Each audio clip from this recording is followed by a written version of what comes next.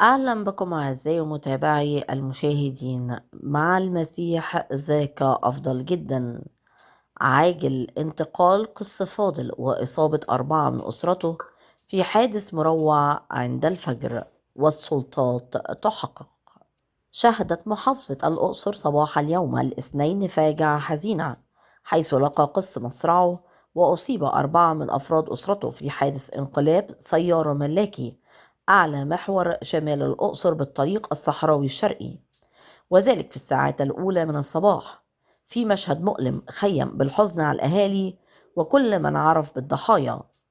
وبحسب الفحص الأول للحادث، فقد تبين أن الضحية هو القس دميان وبالميلاد عاطف، والذي لفظ أنفاسه الأخيرة في موقع الحادث متأثرا بإصاباته البالغة. وقد جرى نقل جثمانه إلى مشرحة المجمع الطبي الدولي بالأقصر، تمهيدا لاستكمال الإجراءات القانونية اللازمة والتصريح بدفنه في وقت لاحق.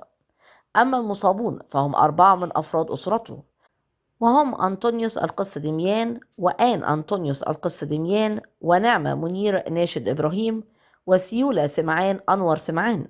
وقد نقلوا جميعا إلى المجمع الطبي الدولي بالأقصر لتلقي الرعاية الطبية اللازمة. وأفادت مصادر طبية أن الإصابات تنوعت بين كسور وكدمات وجروح متفرقة في أنحاء الجسد، وأن الفرق الطبية تبذل جهودا مكثفة لمتابعة حالتهم الصحية لحظة بلحظة، في محاولة لإنقاذهم من مضاعفات خطيرة محتملة.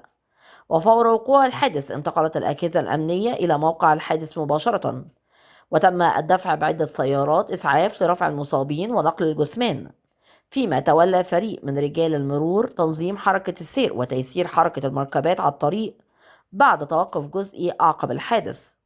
وحررت الأجهزة المعنية محضرا بالواقعة، كما تم اختيار النيابة العامة التي بدأت على الفور تحقيقاتها لكشف ملابسات الحادث والوقوف على أسبابه الحقيقية، وما إذا كان هناك عامل السرعة الزائدة أو خلل فني في السيارة وراء الانقلاب المأساوي.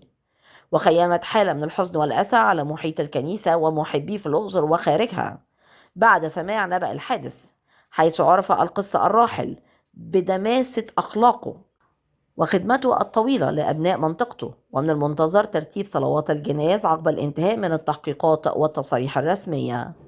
من فضلك لا تنسى الاشتراك في القناة، تفعيل الجرس على وضع الكل، وعمل لايك ليصلك دائما وأبدا كل جديد من القناة. شكرا لكم.